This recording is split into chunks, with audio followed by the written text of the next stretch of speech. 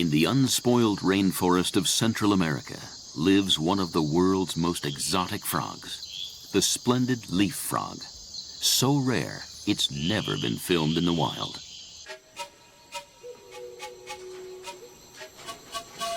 Reptile hunter and scientist Mark O'Shea has come to Costa Rica for one of his most colorful adventures. He aims to capture the splendid leaf frog and save it from extinction. The rainforest of the Cordillera Central, sloping down to the Caribbean, is the last domain of the splendid leaf frog. Mark is joined by British frog expert Andrew Gray from the University of Manchester Museum, keeper of the world's only captive breeding population of the splendid leaf frog. Their goal is to capture more frogs, to boost the breeding program and save the species. But first, Mark gets a taste for the rainforest by river. This is one animal Mark can't tame.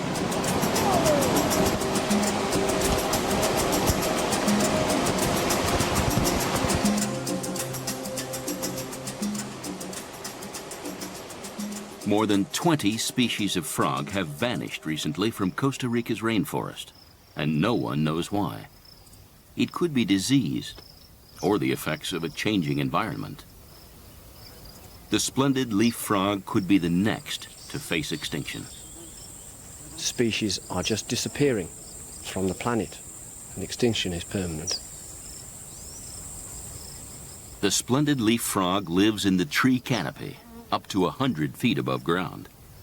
It comes down in the breeding season, Mark's one chance to catch it.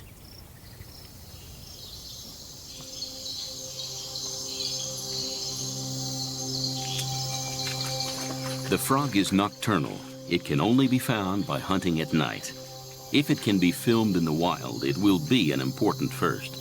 But it's so rare that in 5 years searching, Andrew has found it only once. Male wolf spider. That's a baby frog's worst nightmare.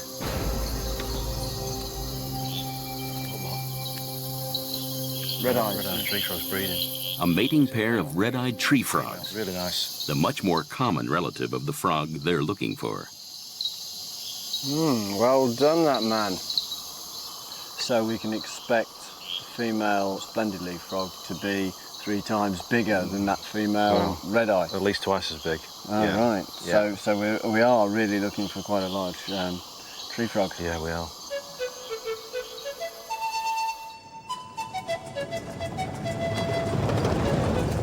Mark and Andrew have a guide with special expertise in hunting this rare creature. Hola, Miguel. Hola, Andrew. ¿Cómo estás? ¿Cómo está? Buenos días. A man who understands the secret life of the frog, Miguel Solano. Mucho gusto. Nice to meet you. There's another compelling reason for Mark's quest.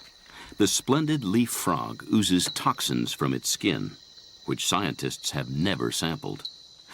Toxins from other frogs have been used to make revolutionary drugs to combat heart disease and cancer. Mark's quest could save lives.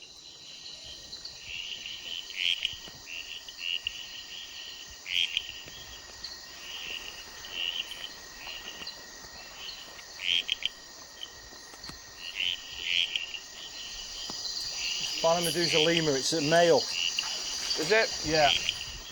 It's their second night in the rainforest. Perfect leaf frog habitat. Golden eyelash.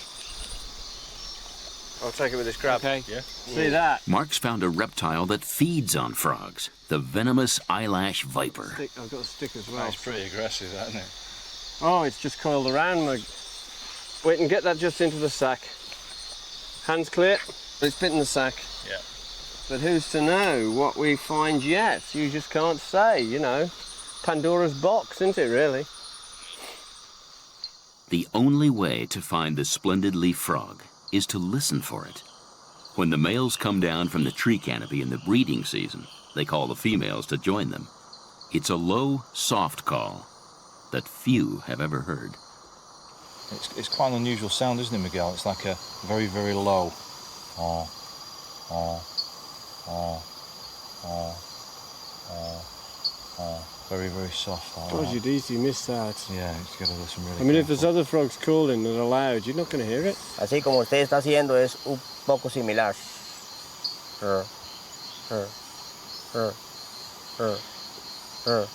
Un canto largo. Okay, well, okay. let's rock and roll.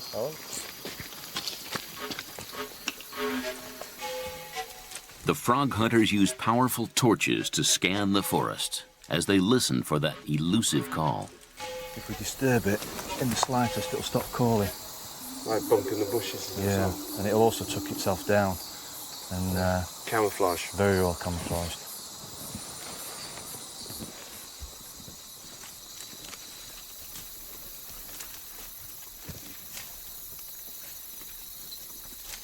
It's a smoky jungle frog. Smoky Joe. Well done. It's not the frog they're after, but it is a giant among frogs. Yeah, it's a young female. Nice big frog though, look at that. Yep. Yeah. I mean, these have got...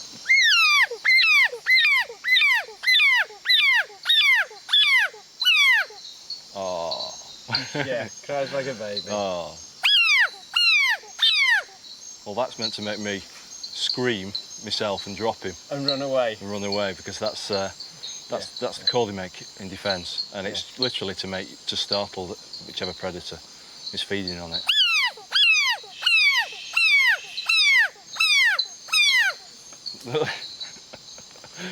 But one of the interesting things about these is the fact that people eat these. They call them mountain chicken. Yeah, wherever you go in the world, the big frogs like this invariably end up on the plate. Yeah. After several hours hard trekking, there's still no sign of their quarry. This is the time when the frogs will be coming down. But it's very, very quiet. I mean, it's ideal time to sort of hear them calling. There's just nothing at all. It's very disappointing. Next day brings rain, which makes frogs active. The splendid leaf frog doesn't drink, but absorbs moisture through its skin from leaf surfaces. The hunting should be good.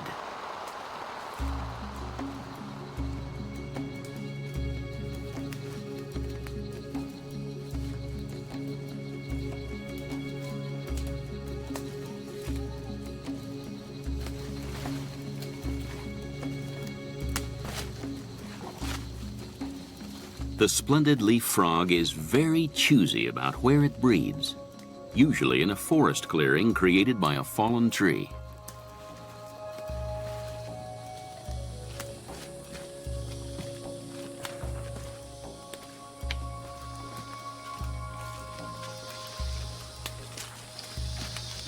Wow, look at this. I mean, look at that.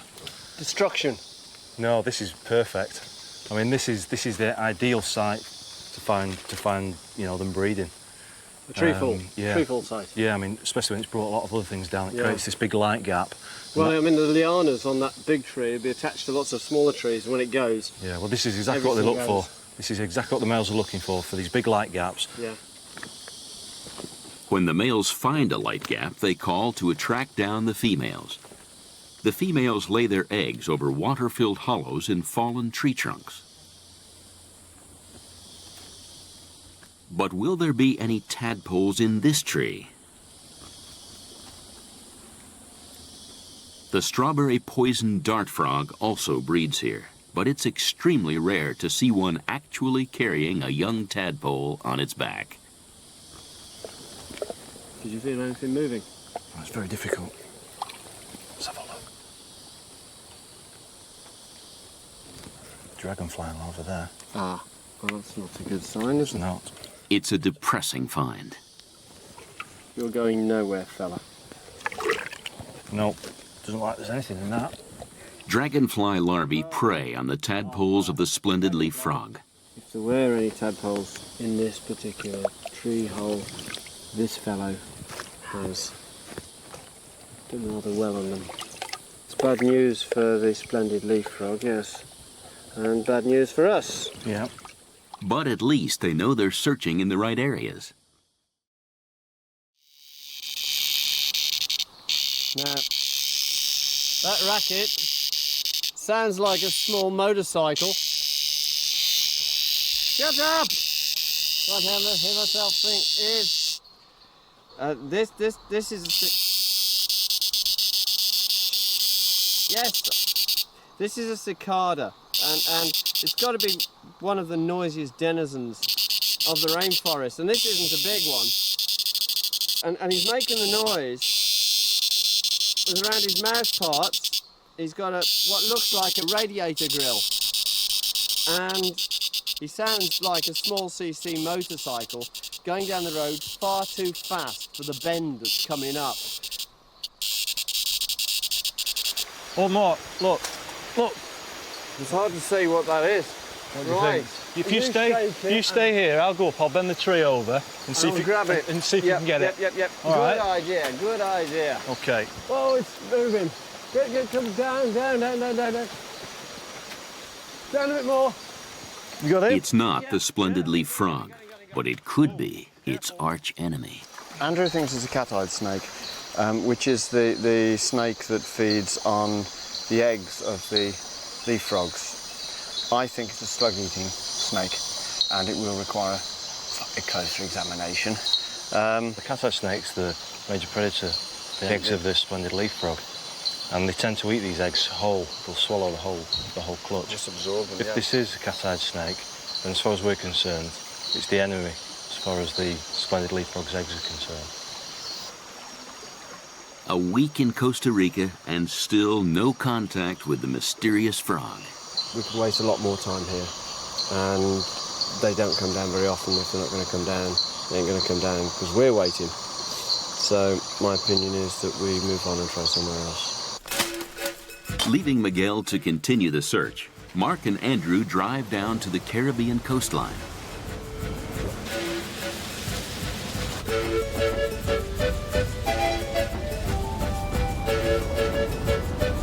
Here the mountains are squeezed closer to the ocean, and there's better access to the rainforest.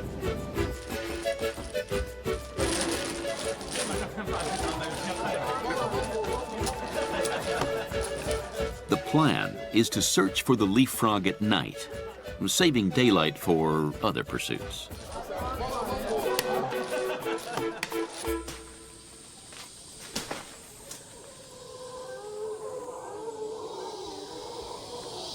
Listen to those howler monkeys.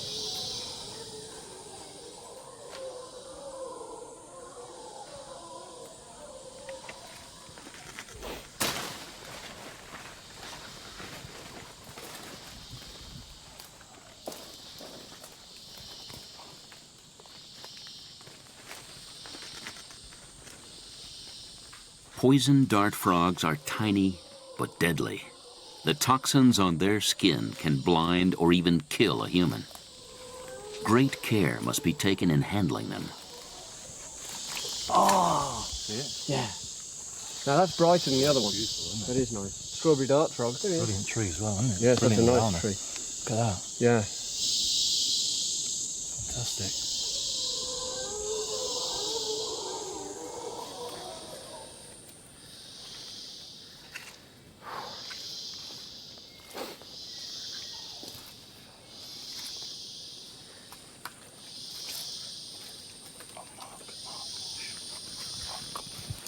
What? You have to look really closely. It's a poison dart frog, but this is the gold stripe poison dart frog. That means, well, that's the genus with the most poisonous frogs in, isn't it? It is. I mean, this is related directly to the ones that the Indians use in Colombia. To kill food. Yeah. It's interesting that we find it sort of living here because there's lots of ants. That's where they get their toxins from, isn't it? From forest floor invertebrate diet. Poison frogs make their toxins from a cocktail of the insects, like ants, which they feed on. Okay, let's see if we can get him out. Have to be very careful. Oh, There we go. There we go. Where is he now? There he is here. Oh, right, This now. one's You're not going to touch him with your hand. possibly a male. Are you? Whoop. Have you got it? Yeah. So, am I going to need a new companion on this trip? now? Well, as long as I don't lick my fingers afterwards, I think I'll be okay. Point is, now that you've picked him up, I would think he's going to start secreting. You can see how shiny his back is there. Can you see it in the light? And he's actually secreting as we speak. Well, I'd say it's very dangerous. It is very dangerous. I mean, I'll pick up venomous snakes, but these toxins are more powerful, I think, than any venomous snake. If I had a cut on my finger, then I would be in serious trouble. If this was one of its cousins, the golden poison dart frog from Colombia, which is called terribilis. Its Latin name is terribilis because it's so terrible. There's enough poison in that frog to kill about 20 men. Toxins from dart frogs have been used to treat heart disease and cancer, but research has virtually stopped because in the lab, scientists can't reproduce the insect diet responsible for the frog's toxins. The splendid leaf frog could be the answer. Its toxins have never been sampled, but they are known to be hereditary and unrelated to diet. If the captive breeding colony can be enlarged, research into the frog's toxins can begin. The benefits of finding a splendid leaf frog are massive because there is a potential cure for a human disease there, just sitting in the skin secretions of this rare frog.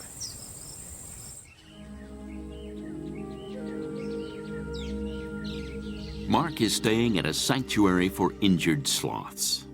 He likes the company, but he's keen to kickstart his search for the frogs. We've put a lot of time and effort into this. We've been out and got soaking wet, covered in mud, tired out. So it is a bit frustrating to not even have heard a call. You getting bored? Hmm? Look at that. They are just absolutely beautiful.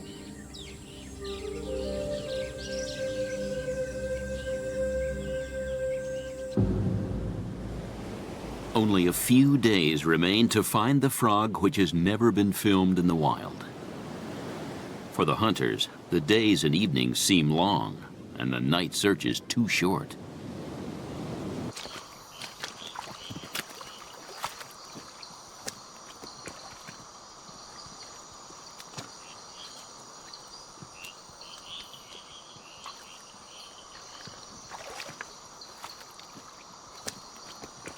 In Mark's world, there's always time for something really weird. Whoa! Andy? Yeah? I've just found a mating pair of flattened millipedes and they are the biggest I've ever seen. There's the one, and here goes the other. You watch. Look at all the legs in action. Ooh, this is the stuff that nightmares are made of. Maybe we'll be dreaming about these. Look at that. Just look at that creature. How'd you like this crawling up your bedpost? Look at all those legs. Wriggly or what? Look at these eggs. These are glass frog eggs, which are very, very similar to the splendid leaf frog eggs of the species we're actually looking for. You can see there's like this big... Wriggling tadpoles are clearly visible inside the eggs. The frogs are quite unusual. Oh, can you see it? This one's going to be quite difficult to catch. Okay, got it. Well Yes, done. Excellent. Okay. There he is. Yeah. The reason they're called glass frogs is because they're almost transparent. Yeah. We put him against a torch there, you can see. Yeah, You can see how transparent he is. Yeah, you see right through him. Yeah. And they've got greeny blue bones. Look at that. It's brilliant to find these here. That's minuscule compared to the splendid leaf frog. It is, I think it'll probably get eaten.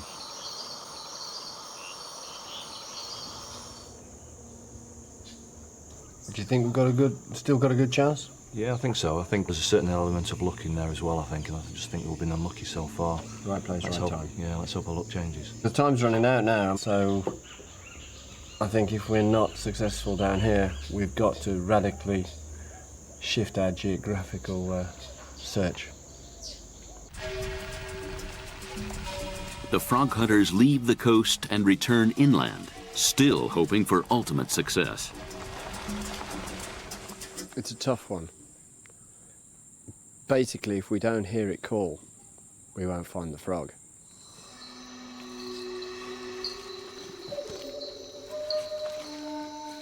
It's the last night of searching, and it's after midnight.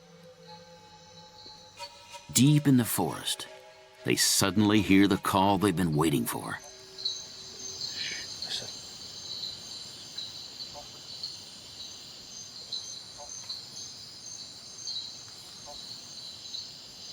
splendid leaf frog. Definitely. It's right in the distance.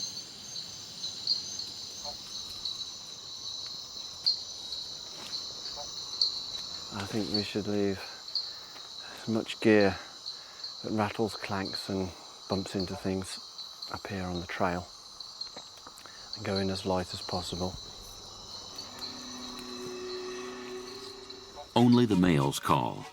This one could attract other males down from the canopy or even a female, but the pressure is on to find the frog before it stops calling.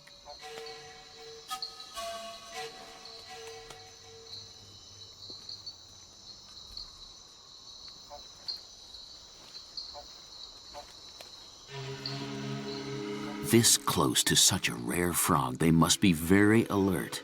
Every leaf could be hiding it.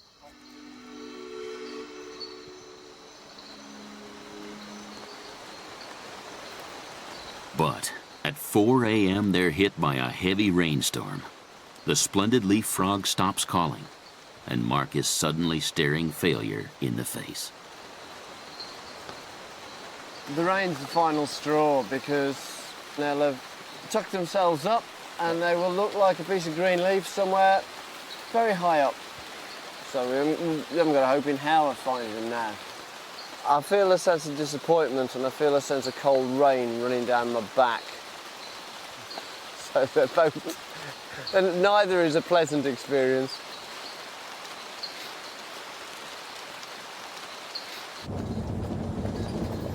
Next morning, they return to Miguel's to say their goodbyes.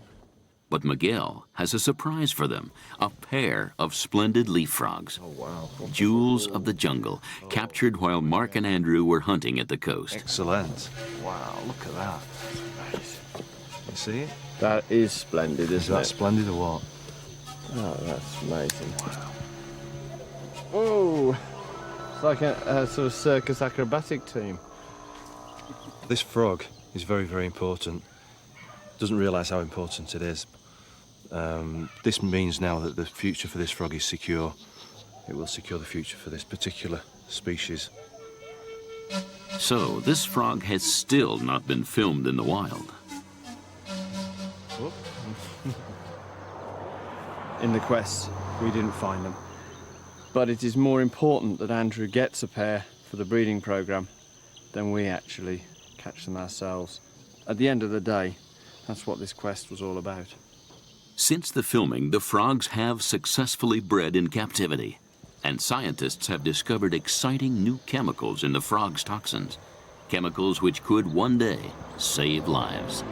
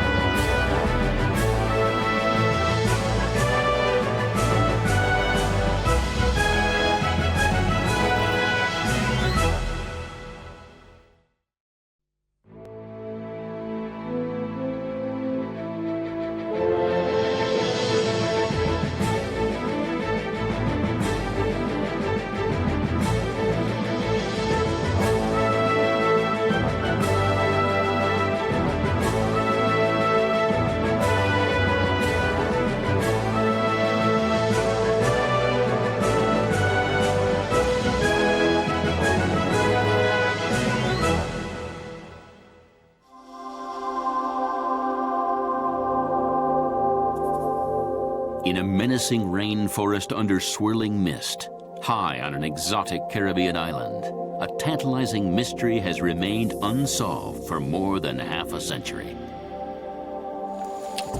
Reptile hunter and scientist Mark O'Shea has come to Trinidad to find out if it's really possible for a lizard to glow in the dark. Some people believe that it's luminous, others believe that it's not. And so our aim really on this quest is to A, find the lizard, and B, decide whether or not it is indeed luminous. The legend of the luminous lizard dates back to northern Trinidad in the 1930s. An explorer claimed to have seen a tiny lizard with glowing white spots on its sides, spots like the portholes on a ship. But he couldn't prove it by bringing the lizard back alive. Now Mark joins reptile expert Dr. Victor Quinnell in a search for the truth. There is no other lizard, as far as I know, that has found someone to claim it to be luminous. So that in this case, we have something unique, something special. Mark's Trinidad adventure begins in the mangrove swamps, where he has a chance to catch one of the biggest tree snakes in the Americas. What I'm hoping to see here are tree boas, Ruschenberg's tree boa, and they're noted for their large size and usually unfriendly temperament. At night, the birds in these trees are stalked by a deadly predator. But right now, it's having a daytime snooze. Left. The last thing it's expecting is a wake-up call from Mark O'Shea. To the left. Yeah. It's a big one. Yeah, if you can get me to that tree, it'd be great. I've got to get up to there, you see, and I can't reach it yet. And I do like a challenge. Mark, I don't think you'll have any trouble getting there. Mangrove is strong. Yeah. Oh, yeah. Ah, he's woken up. And now he's waiting for you just as much as you're waiting for him. I don't know what you're laughing about, because I'm going to drop him into the boat. Just thinking about striking me at the moment. You don't want to do that.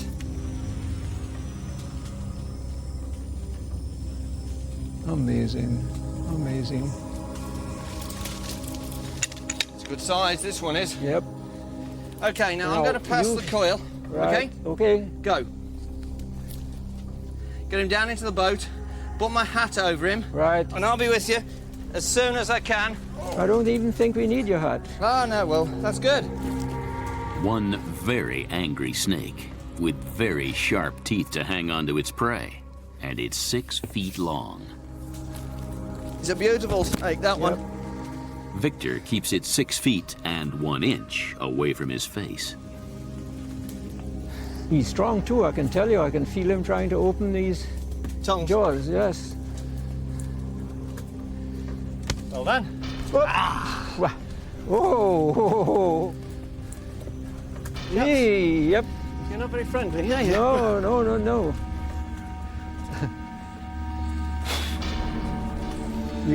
You are rousing him up so much now that he's going to It's going to what? be difficult to hold. But Mark isn't teasing the snake. He's calming it. Oh, that was neat. There you go now. That was neat. I'll then pull himself back through my hand. Okay, off. Very neat, very neat. Safe now in scientific hands, the tree boa's beautiful markings can be studied up close and recorded. Then, maybe Mark will let it get some shut-eye. After this success, Mark is primed and ready for the luminous lizard hunt and a chance to separate fact from fiction. The story comes from a book called Caribbean Treasure, where the late explorer Ivan Sanderson explains how he captured the luminous lizard in 1938. But many believe Sanderson was too excited by his finds and wasn't always a reliable witness. Sanderson made his discovery high in the mountain forest, but it's a tough climb, and the few people to try it since have not found a glowing lizard. If Mark and Victor fail, Sanderson's story may never be confirmed. A lot of lizard food, but no lizard. Well, not yet, anyway.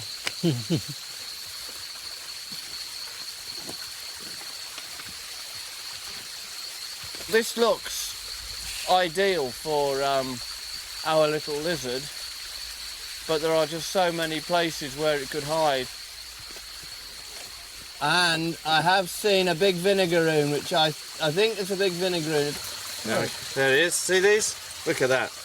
Ooh, they're ugly. It got its name because it sprays attackers with a mild vinegar-like acid. Got it.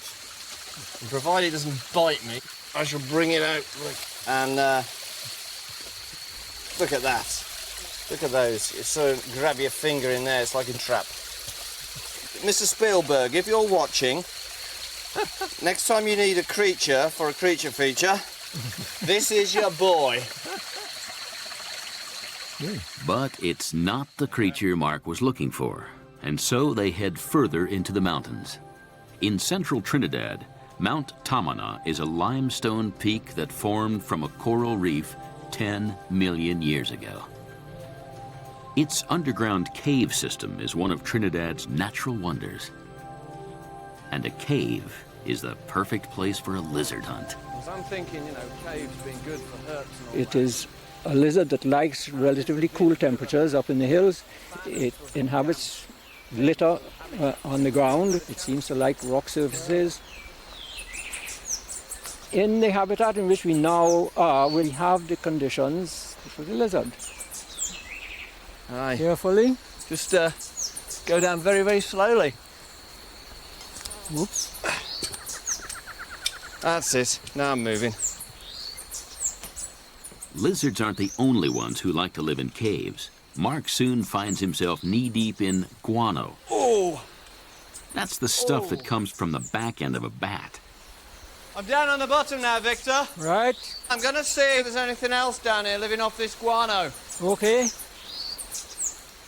There's a whole ecosystem, really, because you've got this big population of bats eating lots and lots of insects. Oh, now. Mark spots a small lizard, but it definitely isn't glowing. It's only a gecko, but it could be a sign that they're on the right track. If the habitat is right up there and down here, for the gecko, maybe it is also for the luminous lizard. One of his biggest finds could be just around the corner. But Mark's heading into a Dracula movie. 11 different species of bat live in these caves, including a blood-sucking vampire. For some people, this would be hair lice, we think. There are just thousands of bugs everywhere. This would be a nightmare for somebody with big hair.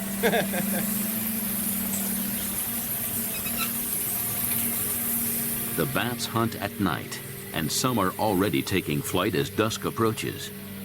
But there's no sign of the luminous lizard. Mark returns to the surface to wait for darkness and a grandstand view of the mass exodus from Tamana Cave.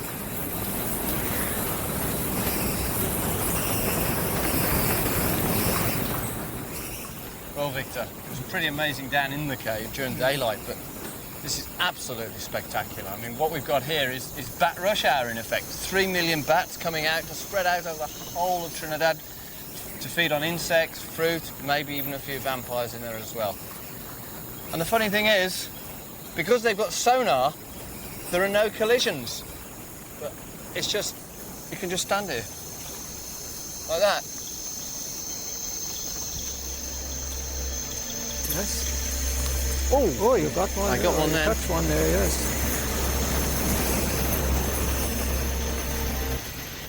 Mark ends the day empty-handed. But the next base for the hunt, the beach at Grande Riviere, would lift anyone's spirits. A place for Mark to recharge his batteries and to see a majestic reptile of the ocean. Well, I'm not disappointed yet. I mean, I've still got another week to go here, and tonight I'm hoping to fulfill an ambition and see leatherback turtles, the biggest turtle in the world. There are only a few beaches on Earth where leatherback turtles will make their nests. Females bury up to 100 eggs at a time in the sand. After 2 months, the baby turtles hatch and surf out on the tide. I've never had the privilege of watching sea turtles hatch before, so this is a very, very important first for me. The hatchlings could one day grow to 10 feet long and weigh over 1,500 pounds.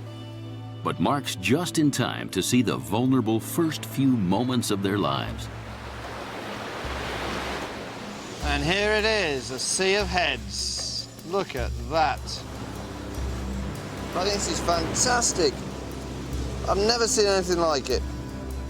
The longest journeys begin with a single step. Leatherbacks swim for thousands of miles, but first there's a 50-yard dash to the ocean. First one's going to hit the water in a second. Only 1 in 10 will survive a year. Here they come. Come on, fellas, let's seize this direction. But the lucky ones will live for decades. Look at it. And they'll see the whole world. This is one of the last little baby leatherbacks out of that clutch to head for the ocean. And he seems pretty keen to go. He's waving his flippers around. So, with our best wishes, I'm going to pop him into the ocean with his friends.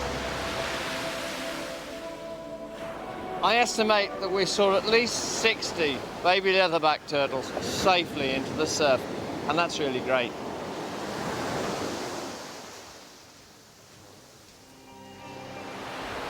Heavy morning rain brings Mark back down to earth. The luminous lizard hunt has had no success yet. There's only one more chance. The long climb to the caves of Mount Aripo, 60 years after Ivan Sanderson saw the lizard there. But Mark and Victor have high hopes. They've tracked down an elderly hunter who may hold the key to the mystery of the luminous lizard. Hush him out. Hush him out. Vernon Dixon Capriata was Ivan Sanderson's guide way back in 1938. In Caribbean Treasure, Sanderson described him as the best bushman he'd ever seen. Good morning, Mr. Capriata. Good morning, son. How are you? I'm fine, thank you. How are you? You look like Ivan Sanderson.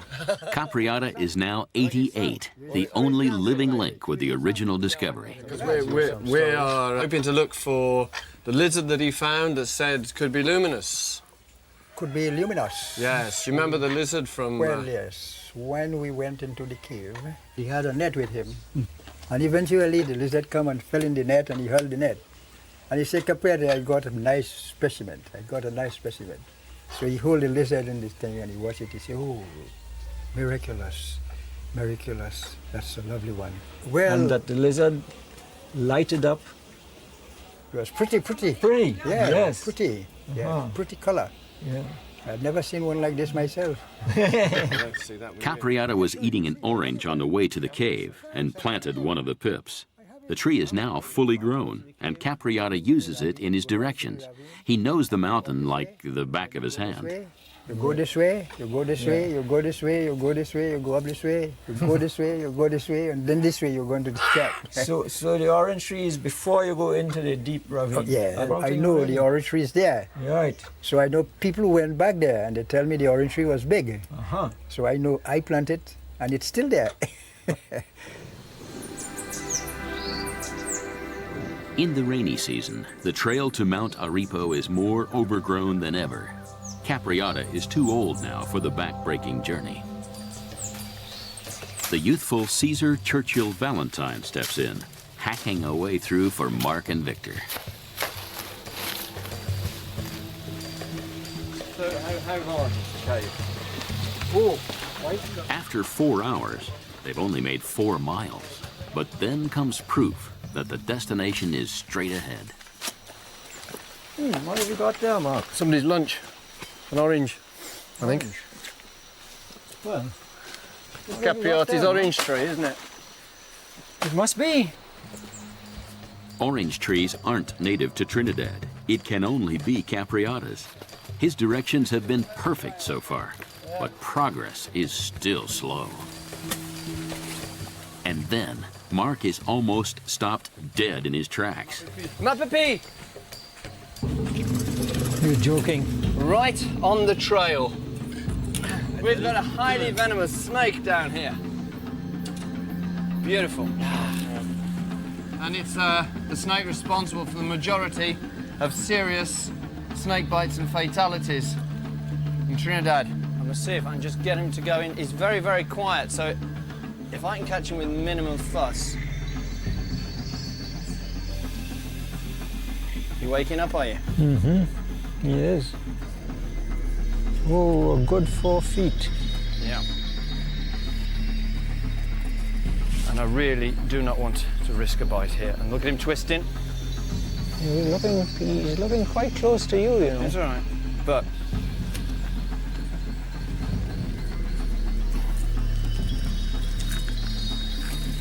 that is a very, very dangerous snake.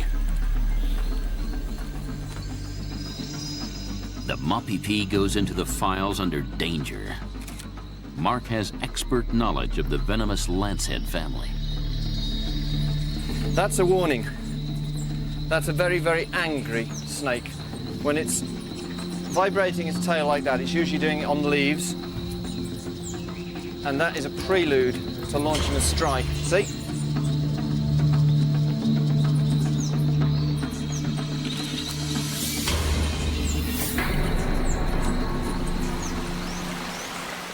A sparkling cascade is the final signpost, pointing the way to Mount Aripo Caves.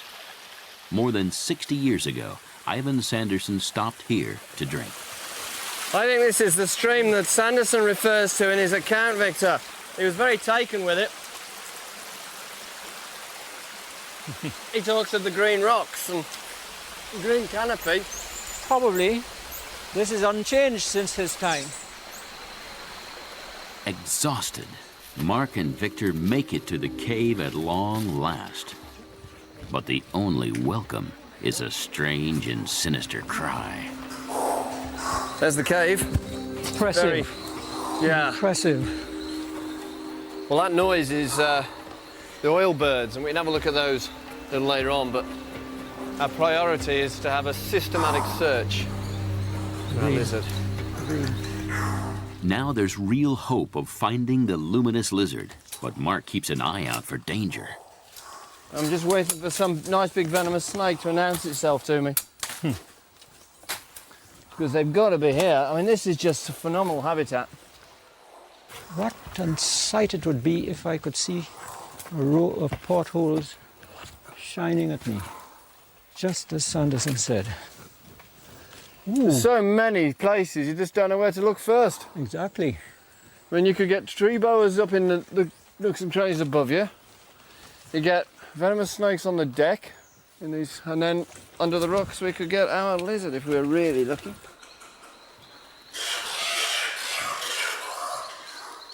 I'm going to go down and investigate the oil birds.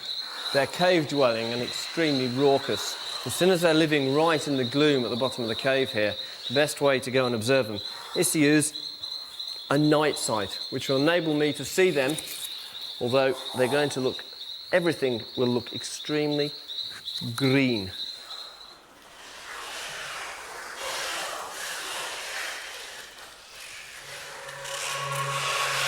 In Trinidad, they call them devil birds. Like bats, they use sonar to navigate in the darkness of the cave. Ivan Sanderson called the cries of these birds the most nerve-wracking noise he had ever heard. Mark stays calm. The luminous lizard could be close enough to touch. But suddenly, there's high excitement up above. Mark rushes to the scene. Look at your lizard then, Caesar. Thereabouts. That is, yes. Now, that is our supposed luminous lizard, without doubt. Now, where is it now? Let's see it again. Let me check on this side. Yeah. Okay, ready? Yeah. Okay. This is tense. It's in. It's in. Whoa, it's You serious? Look at it. I've got it. And it feels, the scales feel right. There it is. That's the fella we want. It's female, it's got eggs Female inside. got eggs, right. Carrying This is eggs. what- But it has eggs. It's a start, it's a start. A start, but bad luck. Only the males are supposed to be luminous. They need another catch. It's going to be desperate now because we can only afford about another 40 minutes searching. It's going to get very dark and it's a long walk and it's very treacherous terrain. And the boys, Victor and I, are going to have to walk out of here. So if we don't find it, like, pretty soon, we're going to have to make this trek again tomorrow. This is the right country. Yeah. Boy, if we don't find This is just riddled with caves, though, Yep. isn't it? They need a miracle.